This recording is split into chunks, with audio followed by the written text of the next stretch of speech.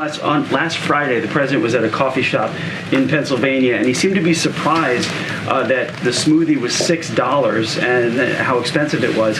I'm curious, so is the president now realizing the costs that Americans are bearing? So look, when he went over to you all to the press corps, he was having a good time, right? Offered up to as you know, offered up to buy them coffee. There was a big group there, and he made sure everyone got coffee and pastries. So I just want to make that really clear. His comment was $6, and I'll do it anyway. I hear you, and that let's not forget what the trip was about. The trip was about small businesses, right? There have been 16 million small businesses that have started. You know, Republicans don't want to do that, right? They're not interested in that at all. They're not interested in fighting Big Pharma. They're not interested in making sure that we're lowering healthcare costs for the Americans. They're not interested in that. That's why they didn't vote for the Inflation Reduction Act. That's why they didn't vote for the American Rescue Plan. And so that was the point and the important part of the president going there to Allentown. And I think it was a good trip, and you all saw that.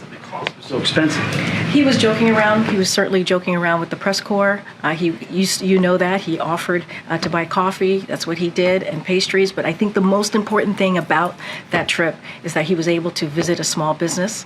Another question on the border. Why hasn't the vice president's root causes strategy made a bigger difference in lowering the number of people who've been apprehended at the border? Well, look, the vice president's what she's been able to do is meet with leaders in the region and talk about how do we, to your point, the root causes, how do we deal with what's happening in those said countries, and offer up any support that we could offer up. But look, it's not just the vice president here or this president or this administration. When it comes to immigration, it has been a problem that has existed for decades. For decades, this system has been broken way before this administration stepped in. So the president took this very seriously. The first day of his administration, he put forth a That particular strategy, though, was it too narrow? Did it fail to anticipate what strategy? The root causes strategy. No, not at all. Not three at all. countries when we know now that the migration's coming. There's root causes. There's dealing with a broken system, which is why we put forth a immigration proposal that deals with policy and funding. Last week, the president said it was irrelevant whether or not the Houthis were designated as a terrorist organization. Now, 5 days later, this announcement, did he need to be convinced that this was the right step? No.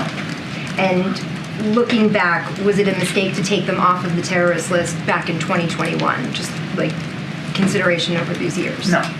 No, again, the previous designation was FTO, Foreign Terrorist Organization, which doesn't have quite the measure of flexibility in terms of humanitarian assistance. And so a big reason why we delisted them literally on day one was to address a dire humanitarian situation on the ground. And as I said today, it remains dire in many cases. The Houthis are more concerned about getting weapons and capabilities and attacking ships in the Red Sea than they are about helping to look after the Yemeni people.